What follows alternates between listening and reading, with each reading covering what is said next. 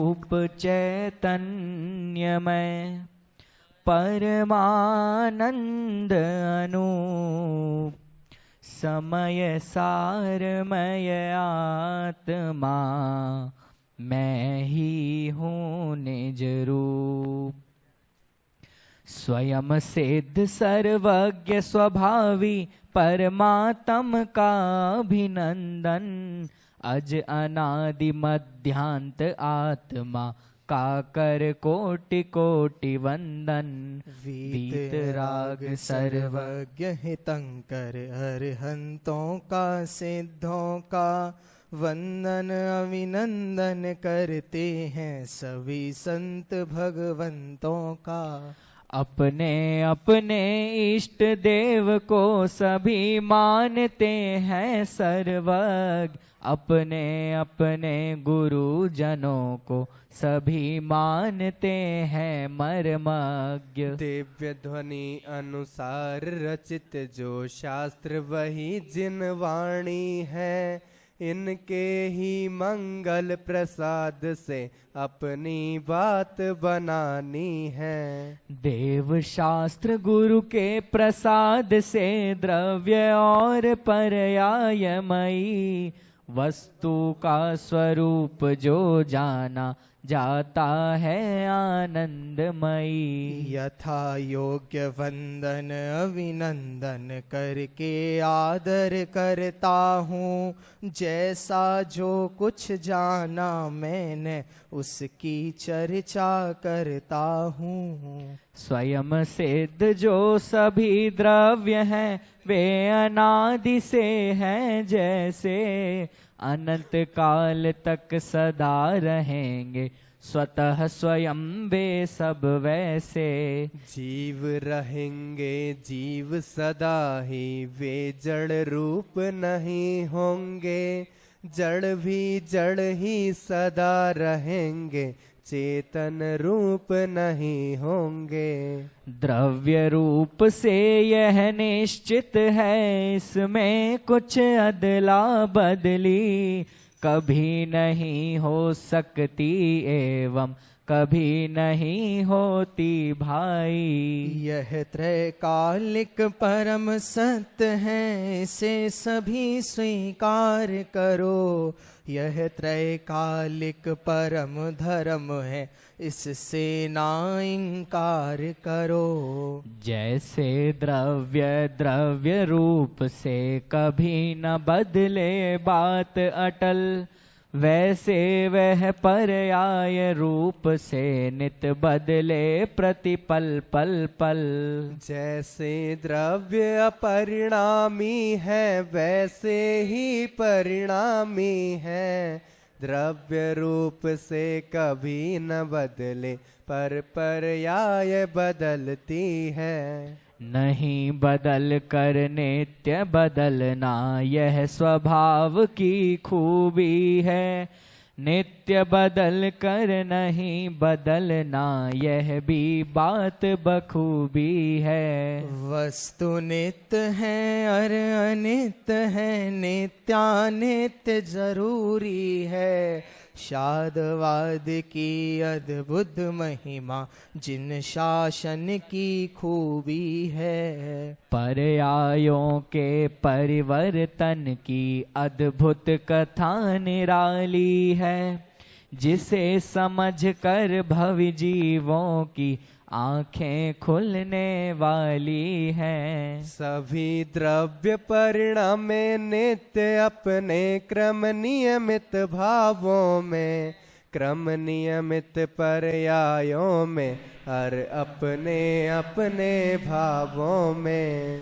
पर्याय क्रम नियमित हैं इस महासत्य का उद्घाटन एक पंक्ति से हो जाता मिल जाता हमें मार्गदर्शन। आत्मख्याति की इस पंक्ति पर बार बार बलि जाऊं मैं अमृत चंद्राचार्य देव के चरणों में झुक जाऊं मैं। एक द्रव्य दूसरे द्रव्य का करता कभी नहीं होता एक द्रव्य दूसरे द्रव्य का उत्पादक भी नहीं होता। सभी द्रव्य अपनी क्रम नियमित पर्यायों के करता है, फेर फार कर सके नहीं पर उत्पादक है करता है। जिसका जो जैसा होना जो केवल ज्ञानी ने जाना, उसका वह वैसा होगा, ना हो ये किसी का मन माना। यद्यपि हम अपने परिणामों की करता है उत्पादक हैं, फेर फार कर सके नहीं रे हम तो केवल ज्ञायक हैं। भूतकाल की वर्तमान की और भविष्य की जाने जो, तीन लोक की तीन काल की सारी बातें जाने जो, वे ही है सर्वज्ञ और उनको ही जिनवर कहते हैं। जिनवर की वाणी जिन वाणी उसको आगम कहते हैं। जिन वाणी में कदम कदम पर ऐसी बातें आई हैं, समो शरण में दिव्य ध्वनि में जिनवर ने बतलाई है। उनमें शंका आशंका को है कोई अवकाश नहीं, किसी तरह की मीन मेख का इसमें कोई काम नहीं। अरे द्वारिका नगरी होगी भस्म आग की लपटों से, नेमिनाथ ने बता दिया था 12 वर्षों पहले से। उसको नहीं बचा पाए थे सभी द्वारिका के दिग्गज, अर्ध चक्रवर्ती नारायण श्री कृष्ण से शक्ति पुरुष। आदिनाथ ने भरी सभा में बता दिया सारे जग को, मारीच महावीर होगा रे कोटि कोटि सागर पहले। इसका तो निष्कर्ष यही सब पहले से ही नियमित था, कोटि कोटि सागर पहले से सब घटनाक्रम निश्चित था। अरे पुराणों में पग पग पर भरी पड़ी ऐसी बातें, जिनसे यह साबित होता है आगे पीछे सब निश्चित। इसमें शंका आशंका को है कोई स्थान नहीं, सब कुछ पहले से नक्की है जग को कुछ भी भान नहीं। तीर्थंकर 24 होयर चक्रवर्ती 12 होते, नारायण प्रति नारायण बलभद्र आदि 9 होते। यह भी तो सब लिखा हुआ है, कौन कहाँ कब कब होंगे, परिवर्तन की बात नहीं है जहाँ जहाँ जब जब होंगे। 10 कोड़ा कोड़ी सागर तक कौन कहाँ कब क्या होगा, आगामी 24 में तीर्थंकर कौन कौन होगा। इन सब की पूरी नामावली जिन आगम में आई है, 100 इंद्रों की उपस्थिति में केवली ने बतलाई है। 100 इंद्रों की उपस्थिति में केवली ने बतलाई है। पूज्य गुरुदेव श्री कई बार अपने व्याख्यानों में इस बात को कहते थे कि ये बात तीर्थंकर परमात्मा ने, वीतरागी सर्वज्ञ परमात्मा ने 100 इंद्रों की उपस्थिति में कही हुई बात है। माने कोई गवाह सफाई के लिए किसी की ज़रूरत नहीं है। और जितनी बातें यहाँ पर अभी हुई हैं, अपन ने पढ़ी हैं, सुनी हैं, उनमें मैंने सभी बातें लगभग एक आध को छोड़कर ऐसी थी कि जिसमें पेज नंबर और गाथा नंबर बताने की ज़रूरत नहीं। हमारे विद्यार्थी बहुत विद्वान वक्ता ऐसे हैं कि कदम कदम पर गाथा पेज सब बताते हैं और वो बहुत अच्छी बात है। मैं उसकी कोई आलोचना नहीं कर रहा हूँ। मान लो मैंने नहीं कहता हूँ तो मैं उसकी कोई तरफदारी नहीं कर रहा, बचाव नहीं कर रहा हूँ, है ना। लेकिन मेरी शुरू से ही आदत रही है कि ऐसे ही प्रमाण देना कि जो कोई पेज नंबर गाथा नंबर पूछे ही नहीं। क्या पूछने की ज़रूरत नहीं पड़े। 6 महीना और 8 समय में 6 सवाल जीत जाएंगे। पूछेगा कोई पेज नंबर, आप बता धवल में फलानी जगह, जितने बताना हो बताते रहो, किसी को नहीं पूछना। ये जनागम की कुछ ऐसी बातें हो गई हैं जो अत्यंत प्रसिद्ध हैं। बच्चा बच्चा जिन्हें जानता है तो फिर जानता है, तो हमारा इतना समय आपने यहाँ खराब क्यों किया। अभी तो और करूँगा।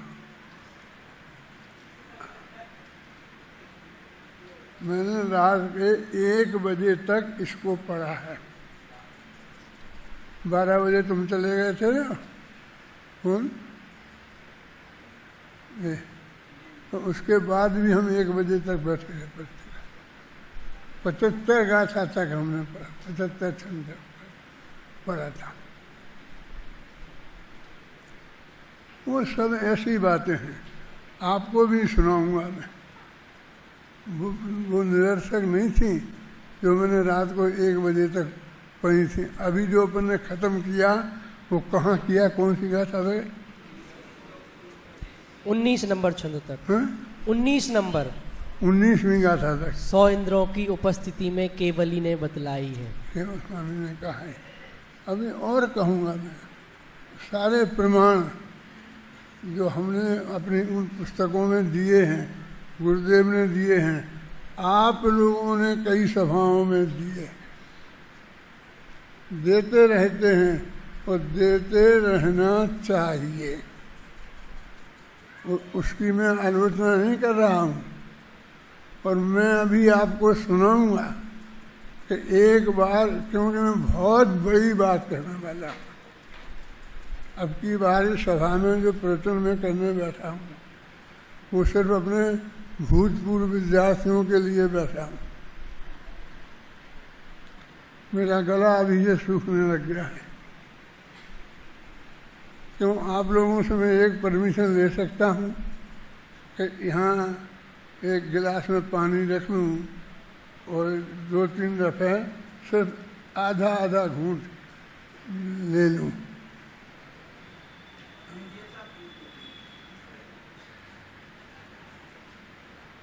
क्योंकि मैं इसके बिना नहीं बोल सकूँगा और बोले बिना मुझे रहना नहीं, बोलना है।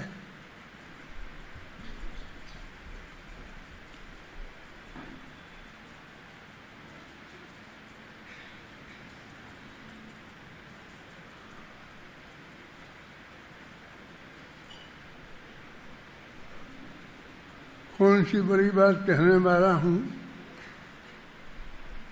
अपने भूतपूर्व विद्यार्थियों से। वो भी जितने ज़्यादा भूतपूर्व हो गए ना, मैंने पक्के हो गए ना, जिसे बोलते हैं पुराने चावल, उतने उनके लिए है, हैं? हाँ, वो सब उनके लिए सबसे ज़्यादा है। अब सचमुच अंदर से मुझे उनके प्रति बहुत वात्सल्य भाव है, और जो मेरे को जो तत्वज्ञान की प्राप्ति हुई है ऐसा मैं समझता हूँ, तो वो मैं उन तक ट्रांसफ़र कर देना चाहता हूँ। इसलिए ये बात मैं आपसे कह रहा हूँ।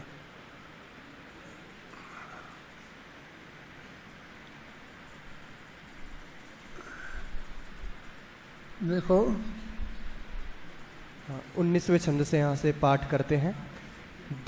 दश कोड़ा कोड़ी सागर तक कौन कहाँ कब क्या होगा, आगामी 24 में तीर्थंकर कौन कौन होगा। इन सब की पूरी नामावली जिन आगम में आई है, 100 इंद्रों की उपस्थिति में केवली ने बतलाई है।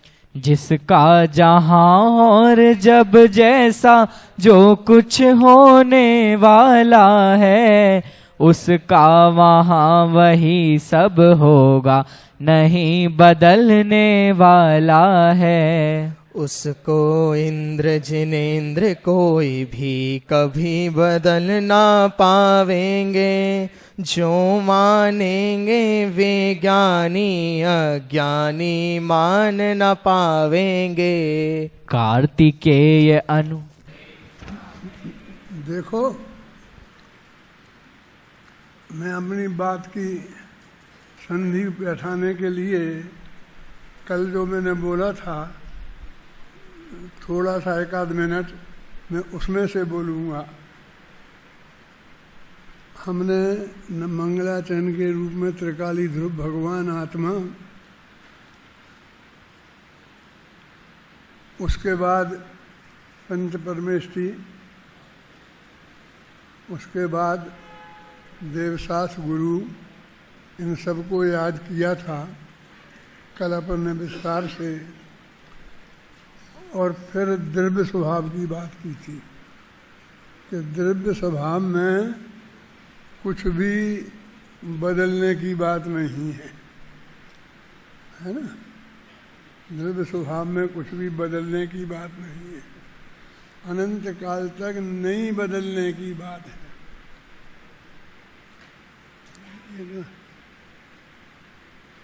ये लगाओ,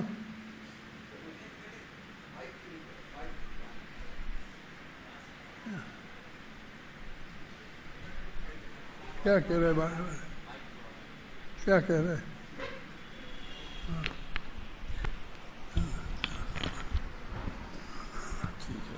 तुम्हारा काम है, तुम्हें करना चाहिए, हमको क्यों डिस्टर्ब करते हो? हाँ देखो, द्रव्य स्वभाव में कोई परिवर्तन होगा नहीं, और हम करने की कोशिश करते हैं, तो उसके लिए तो ये कहते कि कोशिश मत करो।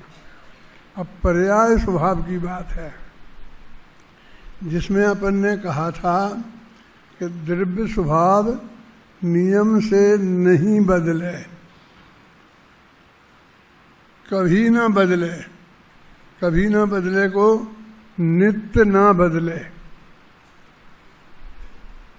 और पर्याय स्वभाव 1 मिनट भी, एक समय भी बदले बिना रहे नहीं, और दोनों नित्य, नित्य माने अनादि से लेके अनंत काल तक।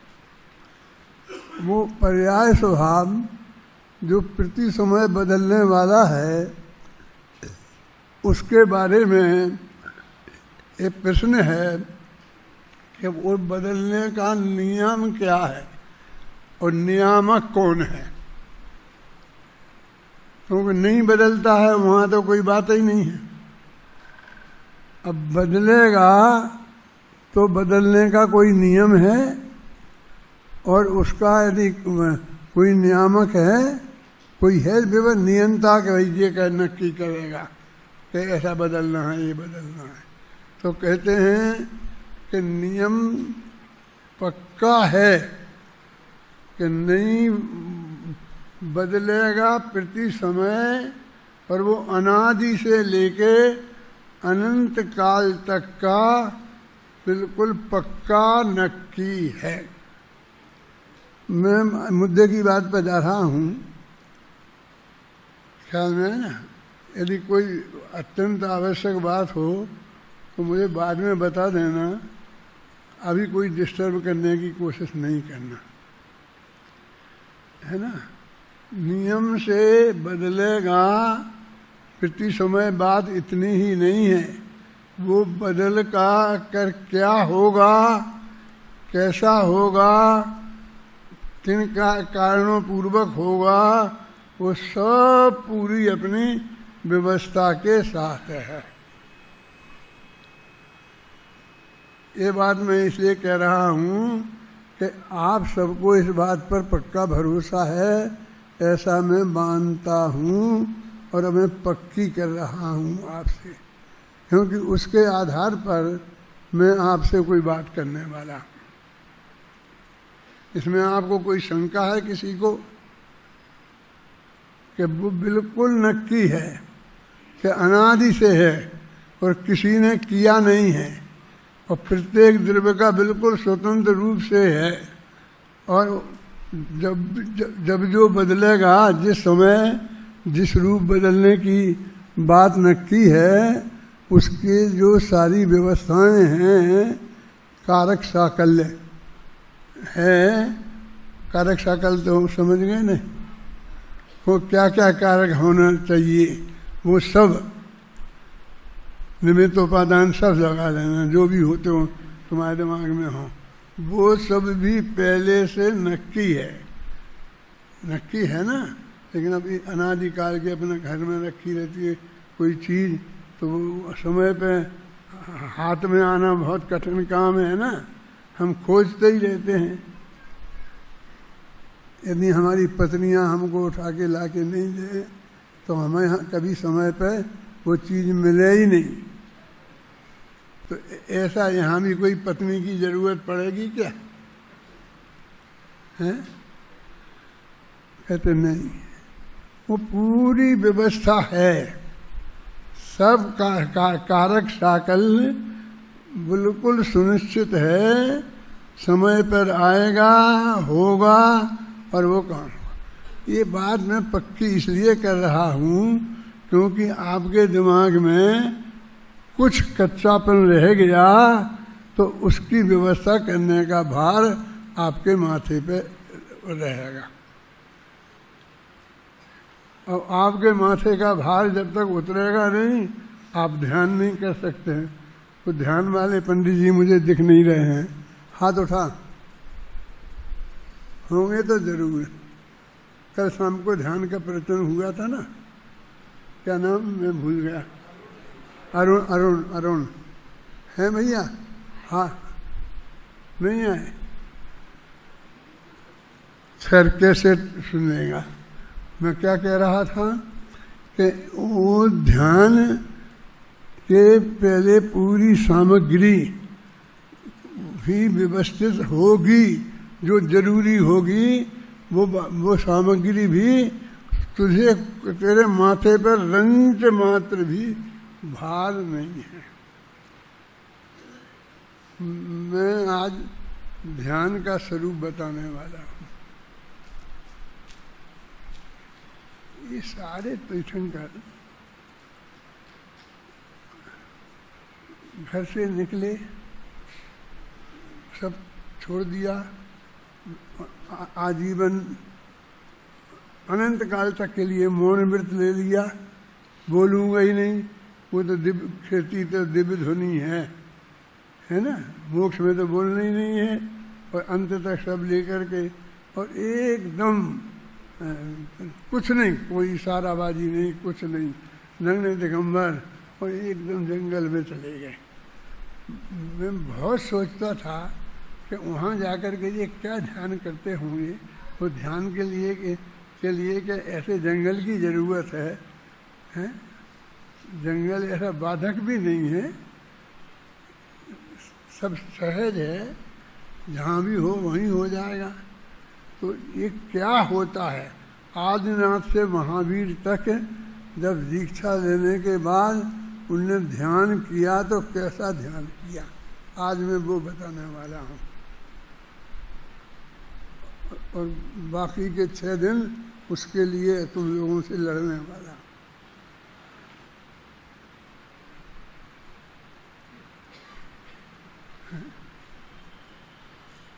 क्या किया, क्या क्या ध्यान किया उन्होंने, मैं जानना चाहता हूँ कैसे ध्यान किया। मुझे शास्त्र की पंक्ति नहीं चाहिए, बड़े बड़े शास्त्रों के नाम नहीं चाहिए।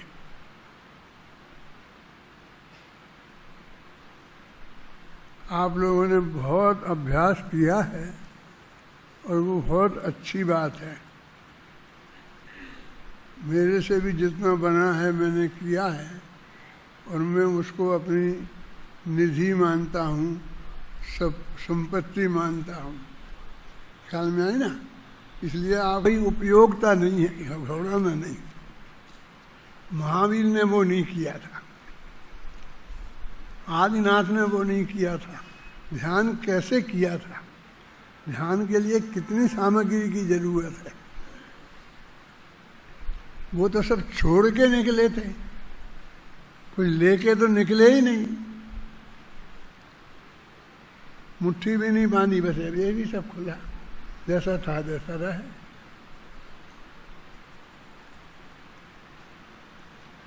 और सब ऑटोमेटिक व्यवस्था है, उन्हें पक्का भरोसा था। देखो, मैं बहुत खतरनाक बात कहता हूँ, हम सब मुझ सहित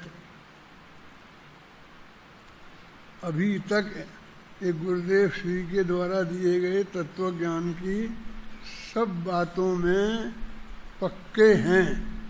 हर एक को पक्का विश्वास है, मुझे किसी पर शक नहीं है। लेकिन एक ने भी रास्ता नहीं अपनाया। क्या कह रहे, माने करना नहीं है, सब नक्की है और स्वयं होगा, स्वयं व्यवस्थित, लेकिन निश्चिंत कोई नहीं रहा। माथे का बोझा किसी का नहीं उतरा, किसी के माथे पे कम होगा और किसी के माथे पे ज़्यादा होगा। लेकिन हम ऐसे लोग हैं कि जिनके माथे पर बोझा है।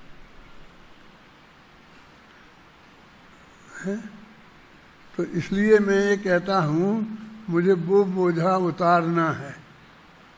पूरा तो एक साथ उतरता नहीं है, ऐसा मत समझना। पूरा बोझा उतर जाएगा तो केवल ज्ञान हो जाएगा, है ना।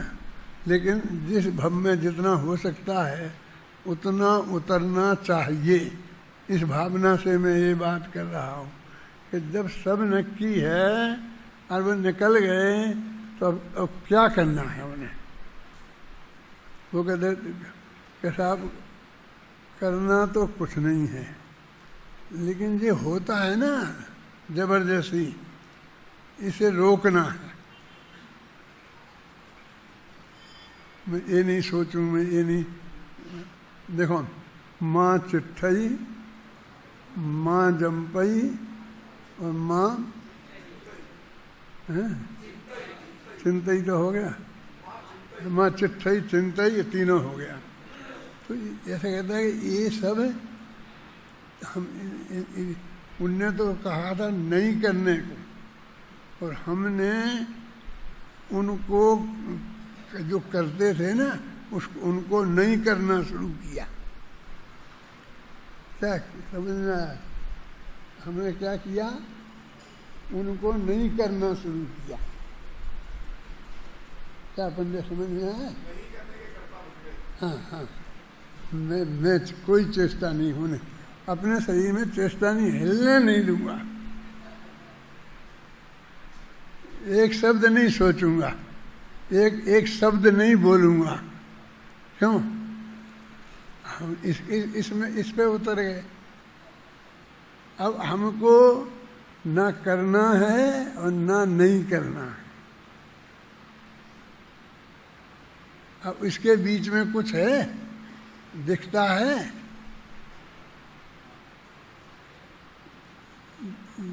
जो होता है होने दो, बस कह दो। तुम कुछ नहीं करो,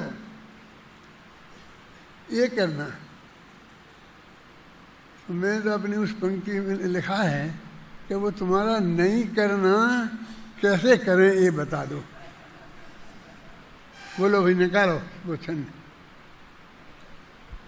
हमें नहीं कुछ करना है, यह बात समझ में नहीं आती। हमें नहीं कुछ करना है, यह बात चित्त को नहीं भाती। अरे हाथ पर हाथ रखे हम कैसे बैठे रह सकते, इस हलचल वाली दुनिया में हम चुप कैसे रह सकते। 38 नंबर का छंद है। हम और पेज नंबर 67 पर 38 नंबर का छंद पढ़ेंगे। हम रहते थोड़ी देर शांत तो चित्त मचलने लगता है। हम निर्विकल्प निष्काम रहे तो भाव बदलने लगता है। तुम तो कहते कुछ करो नहीं, पर किए बिना कैसे हो।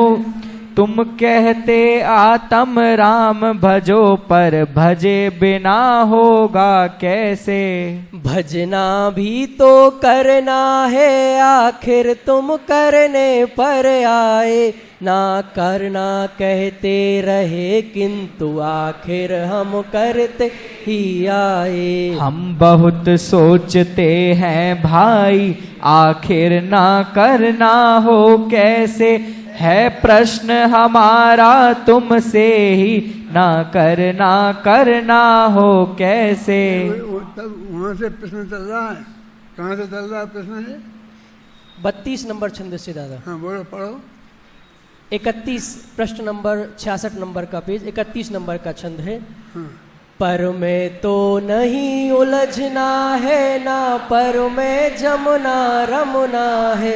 यदि सहज जानना हो जावे तो ज्ञाता दृष्टा रहना है। यद्यपि अपनी पर्यायों के करता धरता हम होते हैं, पर उनमें अपनी मर्जी से कुछ भी तो नहीं कर सकते हैं। कुछ भी तो नहीं कर सकते हैं, जो नियमित क्रम में होता है उसके ही करता कहलाते, उसके ही करता होते हैं। ऐसे करता कहलाने में है हमें कोई उत्साह नहीं, हमें कोई रस नहीं, अरे हमको अब कोई चाह नहीं। इच्छानुसार कुछ नहीं होता, यह बात समझ में है आई। इसको ही करता कहते हैं, अरे यही अकर्ता है भाई। तद्रूप परिणमित होते हैं, इसके करता कहलाते हैं। कुछ फेर फार कर सके नहीं, इसलिए अकर्ता है भाई। एक बार गहराई से यह तथ्य समझ में आ जावे, एक बार गहराई से यह सत्य समझ में आ जावे। एक बार चिंतन की धारा इसी दिशा में मुड़ जावे, एक बार श्रद्धान हमारा इस धारा में जुड़ जावे। एक बार जीवन धारा भी इसी दिशा में जुड़ जावे। जहाँ जा रहे थे अब तक, अब मार्ग हमारा मुड़ जावे। करने धरने का बोझ हमारे सिर से पूर्ण उतर जावे, और सहजता इस जीवन में सहज भाव से आ जावे। सहज भाव से ज्ञाता दृष्टा रहना ही है धर्म यहाँ, और नहीं कुछ करना है बस एक मात्र यह कर्म यहाँ। सहज भाव ही जीवन धन है, यही आत्म धर्म यहाँ। धर्म कर्म है जो कुछ भी है, जिन दर्शन का मर्म यहाँ। हमें नहीं कुछ करना है यह बात समझ में नहीं आती, हमें नहीं कुछ करना है यह बात चित्त को नहीं भाती। अरे हाथ पर हाथ धर हम कैसे बैठ रह सकते, इस हलचल वाली दुनिया में हम चुप कैसे रह सकते। हम रहते थोड़ी देर शांत तो चित्त मचलने लगता है, हम निर्विकल्प निष्काम रहे तो भाव बदलने लगता है। तुम तो कहते कुछ करो नहीं, पर किए बिना होगा कैसे। तुम कहते आत्म राम भजो, पर भजे बिना होगा कैसे। भजना भी तो करना है आखिर तुम करने पर आए, ना करना कहते रहे किंतु आखिर हम करते ही आए। हम बहुत सोचते हैं भाई, आखिर ना करना हो कैसे। है प्रश्न हमारा तुमसे ही, ना करना हो कैसे। दुनिया भर का बोझा अपने माथे पर ले। ये अब उत्तर शुरू हो रहा है, अभी तो ये सारा प्रश्न था। आप चाहो तो एक दफे और पढ़ेंगे अपन। अब उत्तर आ रहा है, उत्तर पे ध्यान देना। दुनिया भर का बोझा अपने माथे पर लेकर चलना, जबकि अपने हाथ नहीं है कुछ भी तो करना धरना। बिना प्रयोजन उलझे रहना, और विकल्प करते रहना। जिसमें कोई सार नहीं है, उनमें ही उलझे रहना। मैं करता हूँ कर सकता हूँ ऐसा तुमने अब तक माना, मैं ही तो करता धरता हूँ ऐसा तुमने अब तक जाना। जो कुछ भी मन सका खूब करके देखा जाना माना, क्या कर पाए अब तक है भाई अपने मन का मन माना। लाख बात में एक बात तेरे मन के अनुकूल हुई, पर अनेक बातें हैं जो तेरे मन के प्रतिकूल हुई। अनुकूल का कर्ता बनना प्रतिकूल की बात नहीं, यह कैसा है न्याय कि इसमें तो कोई अनुपात नहीं। अपनी क्रम नियमित पर्याय भी यद्यपि तुम ही करते हो, जो कुछ क्रम में होना नक्की उसके ही करता धरता हो। पर के करता तुम नहीं किंतु अपने करता तो ही तुम, होने वाले परिवर्तन के तुम ही तो करता धरता हो। कर्तापन से तो नहीं बंधु, कर्तापन का यह बोझा तो है तुम पर नहीं जानना है, जिससे उतरे यह बोझा तो। इस बोझे से तुम मुक्त रहो, हम तो बस यही चाहते। तुम गहराई से सोचो तो बस हम तो यही चाहते हैं। क्या चाहते हैं हम? बस क्या चाहते हैं? दोबारा बोलो। इस बोझे से तुम मुक्त रहो, हम तो बस यही चाहते हैं। तुम गहराई से सोचो तो बस हम तो यही चाहते हैं। फिर इतना चाहते, हम ये चाहते हैं कि आप सब लोग इन 8 दिनों में अपने इस प्रकरण के संदर्भ में इतना सोचो जितनी अपन ने बात करी है ना।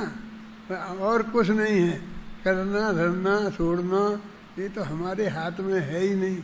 ना करते हैं, ना बंद कर सकते हैं, ना बंद करें और ना करें तो क्या करें, क्यों कुछ करिए बिना नहीं रह सकते। अरे अपना जैन धर्म तो अकर्ता वाला धर्म है, और ये अकर्ता वाला कहता है क्या करें, क्या करें, क्या करें। कुछ लोग तो इतने गुस्से में बोलते हैं क्या करें, मर जाएं।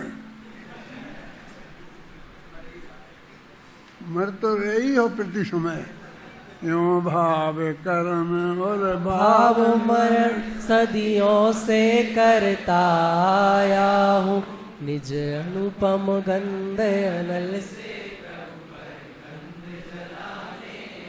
ये क्या कहते, मतलब ये है कि वो अकर्तापन हमारे ख्याल में ही नहीं आता, वो हमें से कैसे झिलेगा यही हमको आश्चर्य लगता है कि आज तो हमारी समझ में नहीं आ रहा है, इसलिए हम बचे हुए हैं। और जिस दिन समझ में आ जाएगा भगवान, उस दिन क्या होगा, क्या होगा गांधी जी, मेरी जैसी हालत हो जाएगी क्या।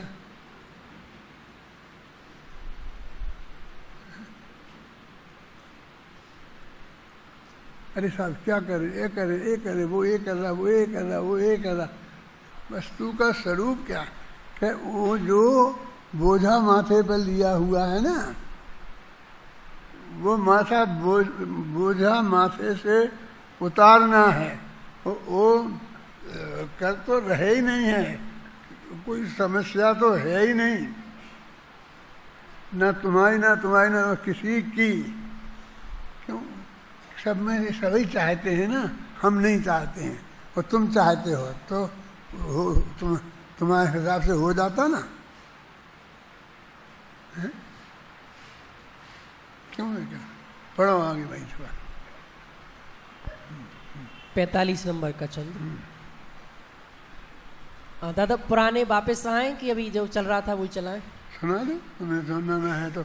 अपने 8 दिन है अपने पास अभी। हाँ, अपन को दूसरा कहीं नहीं जाना है, यही बात करनी है। हाँ हाँ,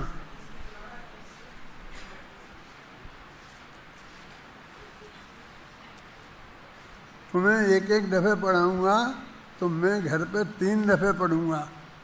इतना पढ़ा है, लिखा है, फिर पढ़ूँगा। चल तो जो आएगा उससे कहूँगा पढ़ बेटा, नहीं तो वो नहीं होगा। वो बैठा होगा ना, क्या बोलते उसे तुम, मशीन में रखे रहते, मोबाइल हैं, उससे कहूँगा बेटा बोलना पड़ेगा मेरे सामने तो। हाँ पढ़ो।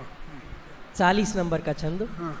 दुनिया भर का बोझा अपने माथे पर लेकर चलना, जबकि अपने हाथ नहीं है कुछ भी तो करना धरना।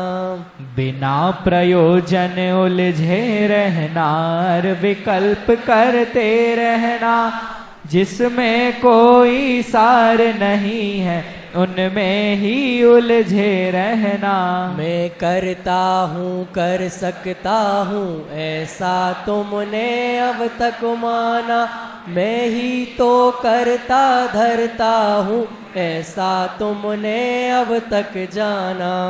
जो कुछ भी बन सका खूब करके देखा, जाना माना, क्या कर पाए अब तक है हाई अपने मन का मन माना। लाख बात में एक बात तेरे मन के अनुकूल हुई, पर अनेक बातें हैं जो तेरे मन के प्रतिकूल हुई। अनुकूल का करता बनना प्रतिकूल की बात नहीं। यह कैसा है न्याय कि इसमें तो कोई अनुपात नहीं। अपनी क्रम नियमित पर्याय भी यद्यपि तुम ही करते हो, जो कुछ क्रम में होना नक्की उसके ही करता धरता हो। पर के करता तुम नहीं किंतु अपने करता तो हो ही तुम। होने वाले परिवर्तन के तुम ही तो करता धरता हो। करतापन से तो नहीं बंधु करतापन का यह बोझा तो है तुम पर नहीं जानना है जिससे उतरे यह बोझा तो। इस बोझे से तुम मुक्त रहो हम तो बस यही चाहते।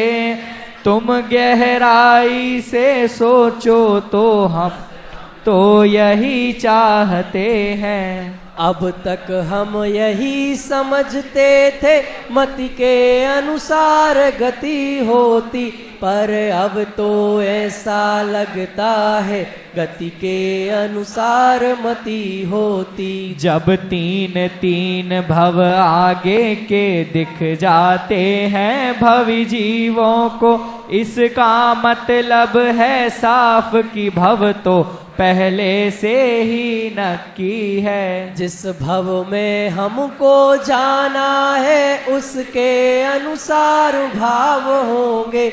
भाव भवों से बंधे हुए भव भी बंधते हैं भावों से। मेरी बहुत बड़ी शिकायत है कि सब हम निरंतर ये उपदेश दे रहे हैं, भावों को संभालो, भावों को संभालो, भावों को संभालो। क्या क्या खाते होना नहीं। जो भव जाने नक्की है वो उस भव के जाने लायक भाव इस भव में होंगे कि नहीं, उन्हें बदल सकते हैं हम। क्या सुधार लें? देखो सोचना तुम है? एक उपाय है बहुत सरल शांति जी, कि ये समझ लेना कि ये आदमी बुढ़ा जो है ना, ये पागल हो गया है। पूरा नहीं तो आधा तो हो ही गया है, तुम्हारा काम निबट जाएगा।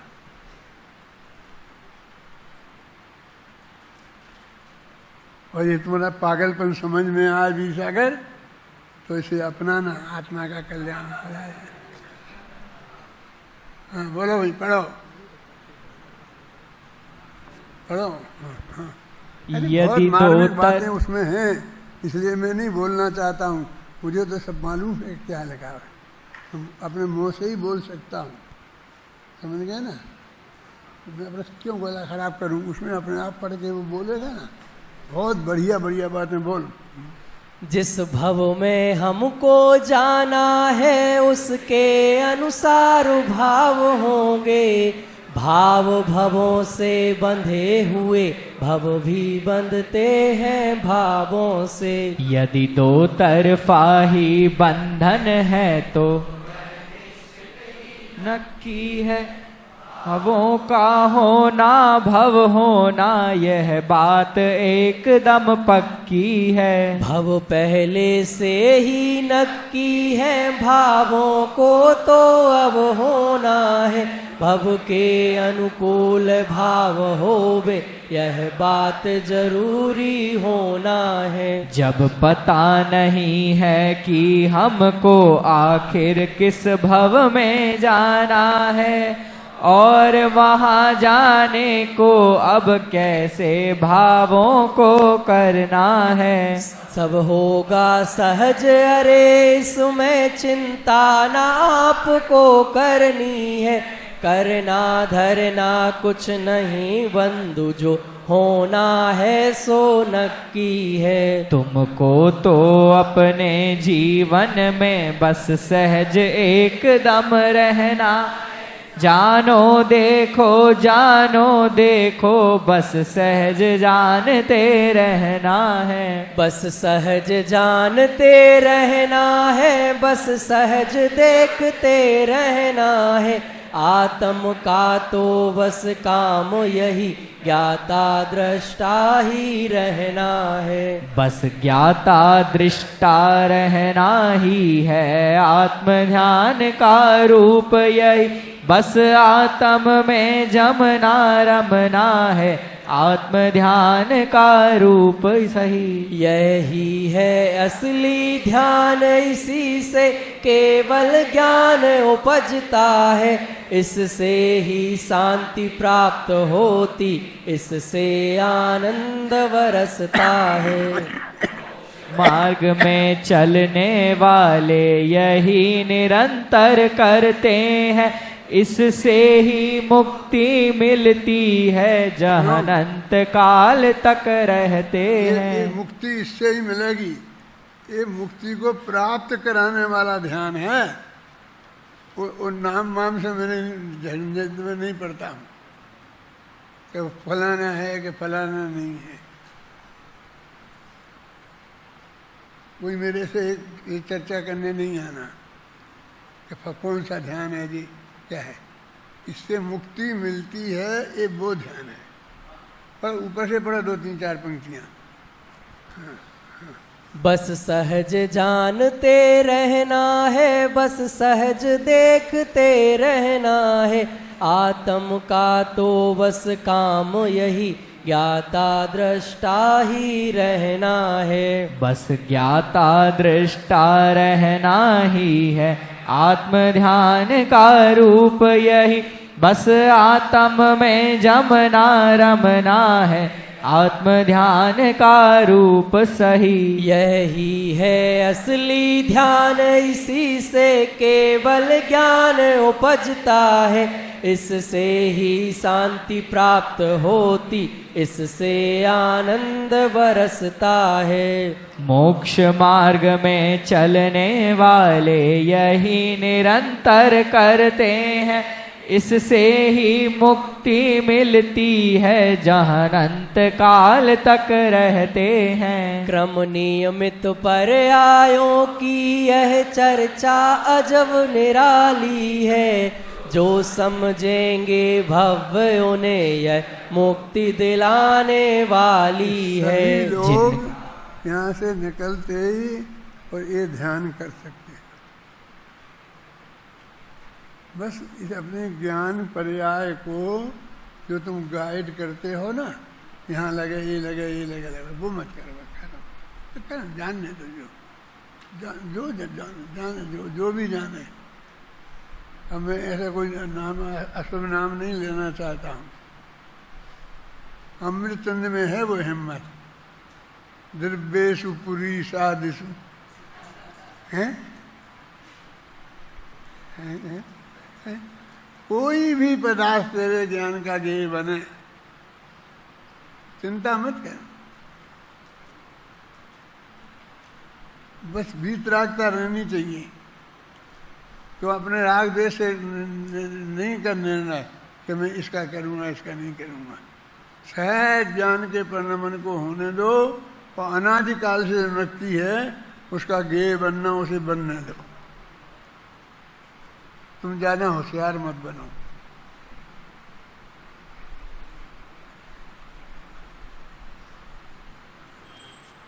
क्या मैं कह रहा हूँ? सोचना इसको सुनना, बाद में इसे पढ़ना। अभी कौन सा छंद पढ़ रहा है? 51 नंबर। 51 है, अभी तो 50 छंद और हैं। अंत के 25 तो बहुत ही ज़्यादा गजब के हैं, है ना। अभी घबराना नहीं कि 50 निपट गए, 50 निपट गए, अभी तो 4 दिन तक घबराऊँ मैं। अपन को द्वारा पढ़ने में थोड़ी तो शर्म आती है। अपनी प्रतिज्ञा थोड़ी है कि वो द्वारा पाठ नहीं करेंगे, एक ही जगह पाठ करेंगे। पढ़। क्रम नियमित पर्यायों की यह चर्चा जब निराली है। जो समझेंगे भव्य उन्हें यह मुक्ति दिलाने वाली है। जिनका अनंत संसार शेष उनको स्वीकार नहीं होगी। थोड़ी चर्चा जो उनकी है तो ये बात जिनके समझ में नहीं आएगी, जिनके समझ में नहीं आएगी, जिन्हें प्राप्त नहीं होगी, थोड़ी चर्चा उनकी है। हाँ, पढ़ो। जिनका अनंत संसार शेष उनको स्वीकार नहीं होगी।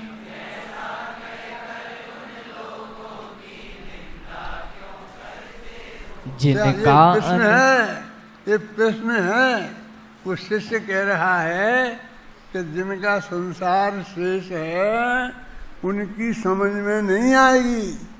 ऐसा कहकर जो तुम्हारी बात नहीं माने उनकी निंदा क्यों करते हो? तुम्हें समझाना है तो समझाओ और नहीं समझाना है तो नहीं समझाओ, लेकिन निंदा करने का अधिकार तुम्हें नहीं है। ये पंक्तियां पढ़ो। जिनका अनंत संसार शेष उनको स्वीकार नहीं होगी, ऐसा कहकर उन लोगों की निंदा क्यों करते हो भाई? जो नहीं आपकी बात सुने उनकी निंदा तो ठीक नहीं। समझाना है तो समझाओ, पर ऐसा कहना ठीक नहीं। जिसको भव भव में रुलना है उनको स्वीकार नहीं होती। जिनका अनंत संसार शेष उनको स्वीकार नहीं होती। यह निंदा के है वचन नहीं है वस्तु तत्व का प्रतिपादन। परमागम में किया गया इस अटल तथ्य का उद्घाटन। हम तो उसको ही बता रहे, निंदा का कोई भाव नहीं। ऐसा क्यों ऐसे प्रश्नों का है भाई कोई जवाब नहीं। वस्तु के स्वभाव में भाई कोई तर्क नहीं चलता, और दूसरी वस्तु का कोई अधिकार नहीं चलता। सब भावों को पर्यायों को देखो जानो, कोई विकल्प मत करो सहज, देखो जानो। कल हो गया मेरे ख्याल से समय। पढ़ना आनंद आएगा, पुराना नहीं, कि पुराने को भी पढ़ना बार बार, है ना।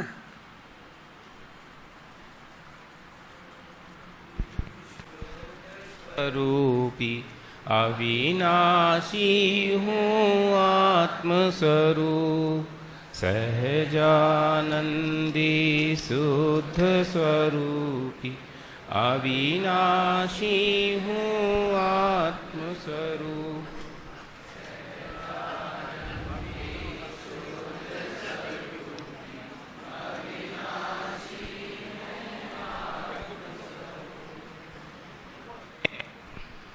हेलो, अभी हमने क्रमबद्ध पर्याय के स्वरूप पर दादा का मार्मिक व्याख्यान सुना, और जानो नहीं जानना होने दो तुम सहज, इस भाव को बहुत गहराई के साथ, और इसे गहराई की बजाय मस्ती कहें तो ज़्यादा अच्छा है, उस मस्ती के साथ दादा ने हम सबको सुनाया।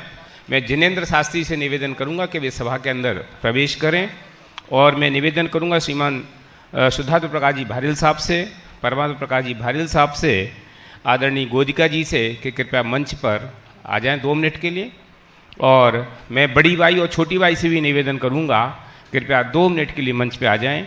मैं शांति जी भाई साहब और अभय जी और संजीव जी आपसे भी निवेदन करूंगा कि 2 मिनट का एक संक्षिप्त सा कार्यक्रम है, आप कृपया मंच पे आ जाएं।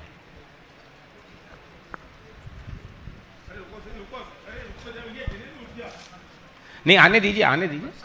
एक सफेद कपड़ा मंगा ले, सफेद कपड़ा। हाँ, गीत गाना हमें नहीं आता, एक अच्छा सा गीत लगाए ना, सम्यक।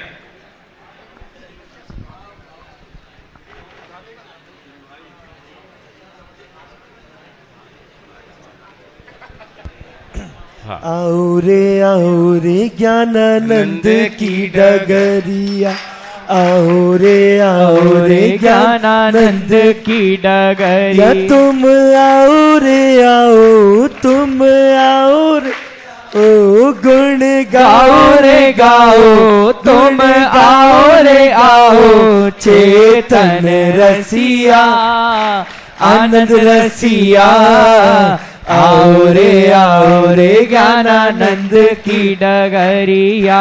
बड़ा अचंभा होता है क्यों अपने से अनजान रे, बड़ा अचंभा होता है क्यों अपने से अनजान रे, हो पर्यायों के पार देख ले, पर्यायों के पार देख ले, आप स्वयं भगवान रे, आओ रे ज्ञानानंद की डगरिया, आओ रे ज्ञानानंद की डगरिया। एक मंगल प्रसंग का आमंत्रण देने के लिए आज आपके बीच में उदयपुर शांतिनाथ दिगंबर जैन मंदिर नेमी नगर कॉलोनी से वहाँ के सारे लोग, हमारे विद्वान लोग, महावीर जी, जिनेंद्र जी आए हुए हैं और उनके परिवार की ओर से, जिनेंद्र जी शास्त्री के परिवार की ओर से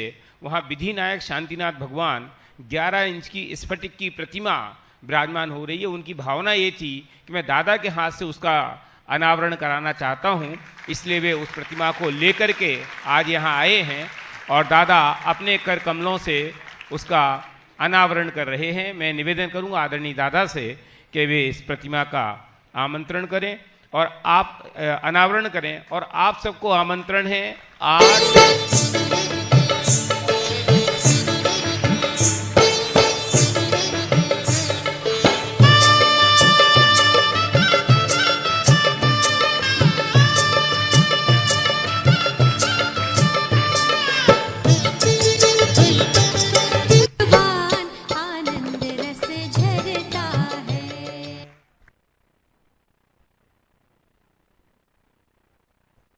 मैं मंच के अतिथियों से निवेदन करूं कि कृपया एक साथ हो जाए ताकि फोटो एक वो प्रॉपर आ सके। मैं मंच के सभी अतिथियों से निवेदन करता हूं। अब इस बात की आपको बहुत प्रसन्नता होगी कि हमारे स्नातक विद्वान किसी क्षेत्र में पीछे नहीं है। ये जिनेंद्र का इतनी बड़ी भावना हुई कि हम उदयपुर के जिन मंदिर में एक स्फटिक मणि की 12 इंच की प्रतिमा विराजमान करें और ये जिनेंद्र जिसे हम जानते हैं कि कठोर है, जिसे हम जानते हैं ये राजनेता है, जिसे हम जानते हैं ये तिकड़मबाज है, पर ये जिनेंद्र विद्वान है और इतनी पवित्र भावना है कि हम जिनेंद्र भगवान का विराजमान करें, ये छोटी बात नहीं है। और समर्पण जिनवानी के प्रति, तोड़मल स्मारक के प्रति, तत्वज्ञान के प्रति इतना है। जयपुर में बनाई मैं शिविर में ही लेकर आऊँगा, दादा के हाथ से ही कराऊँगा, अपने स्नातक विद्वानों के समक्ष उनके सानिध्य में कराऊंगा। ये छोटी बात नहीं है, बहुत बड़ी बात है और हमें इस बात का गौरव होना चाहिए और गर्व से हम भरे होने चाहिए कि हमारे स्नातक, अब तो हमारा असली समय शुरू हुआ राकेश जी, जिसे मैं कह सकता हूं कि महाविद्यालय की जवानी तो फूटना शुरू हुई है। कौन? दादा रिटायर्ड नहीं हुए, राकेश जी रिटायर्ड होंगे। दादा कह रहे कि मेरे जैसे पागल बन जाओ।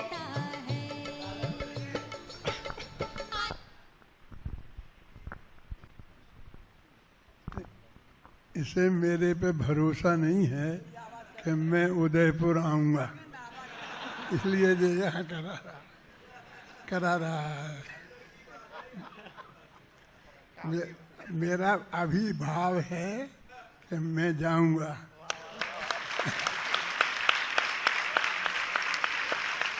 बाकी दुर्द क्षेत्र काल भाव जब जैसा होगा मैं उसे सहज स्वीकार करूंगा। ये बात है, इसलिए अभी करा लिया, इसकी भी मुझे बहुत प्रसन्नता है और तब कराएंगे तब की भी प्रसन्नता। एक बात मुझे जो अभी पता चली कि महावीर भगवान की जो वहाँ प्रतिमा विराजमान हो रही है वो हमारे महावीर जी जो हमारे स्नातक विद्वान हैं, और आदिनाथ भगवान की जो प्रतिमा है वो शांतिलाल जी साहब की तरफ से विराजमान हो रही है। और मैं कंफ्यूज हो रहा हूँ, मैं समझ नहीं समझा। अभी जो पंचकल्याणक प्रतिष्ठा महोत्सव 8, 9, 10 नवंबर को आदरणीय अभिनंदन जी भाई साहब प्रतिष्ठाचार्य रहेंगे, उनके सानिध्य में, और आदरणीय छोटे दादा जिन्होंने हमें स्वीकृति दी है, आदरणीय संजीव जी गोधा, इन दोनों विद्वानों ने हमें प्रवचन के लिए स्वीकृति दी है। उनके सानिध्य में 8, 9, 10 नवंबर आप सब आमंत्रित है उस प्रतिष्ठा महोत्सव में। इस अवसर पर 2 कार्यक्रम और होने वाले हैं। दादा का लिखा हुआ भरत का अंतर्धंध नाटक, वो भी 9 तारीख को होने जा रहा है। और एक कार्यक्रम और हमने रखा है, आदरणीय बड़ी मम्मी जिनका उदयपुर में बहुत बड़ा विशेष सम्मान समारोह हम करने जा रहे हैं। ये मेरी बहुत लंबे समय से भावना थी।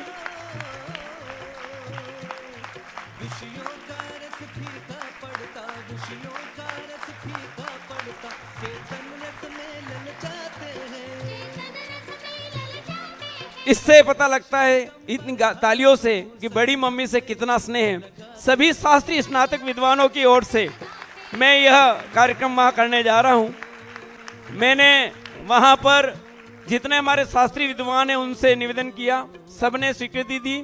साथ में हमारे ट्रस्ट से निवेदन किया, 1 सेकंड में सबने हाँ भरी। फिर मैंने आदरणीय बबलू भैया से बात की, हमें ये चाहिए। उन्होंने कहा कि तुम जो चाहो कर लो, तो ये हमें स्वीकृति मिली है।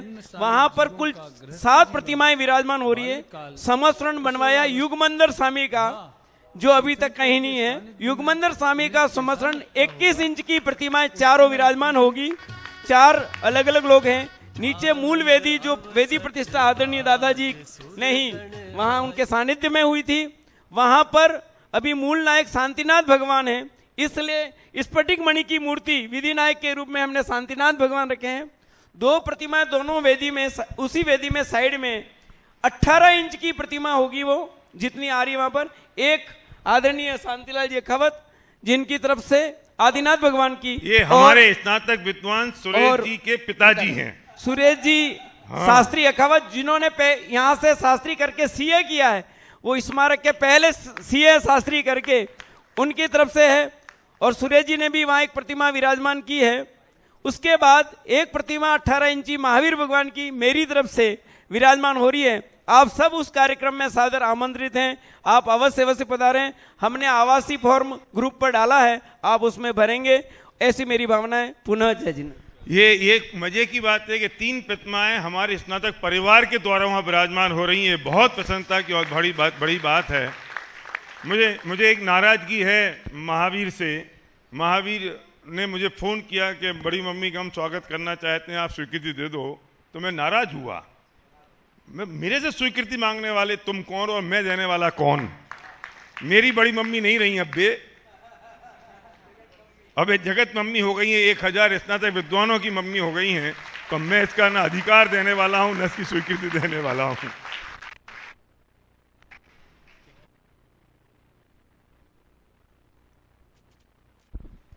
और इस प्रकार यह मांगलिक कार्यक्रम ही संपन्न हुआ। अभी जिनवाणी स्तुति के पश्चात 4 कक्षाएं संचालित होंगी। प्रवचन सार सुखाधिकारी की कक्षा यहीं प्रवचन हॉल में, और परमानंद स्तोत्र की कक्षा बाहुबाई सभागृह में डॉक्टर शांति कुमार जी पाटिल साहब लेंगे। और काल चक्र विषय की कक्षा डॉक्टर संजीव कुमार जी आज पधार चुके हैं। सरस्वती निलय में काल चक्र की जो कक्षा है वो बराबर प्रारंभ होगी। और ऊपर पंचतीर्थ जिनालय में छेड़ाला विषय की कक्षा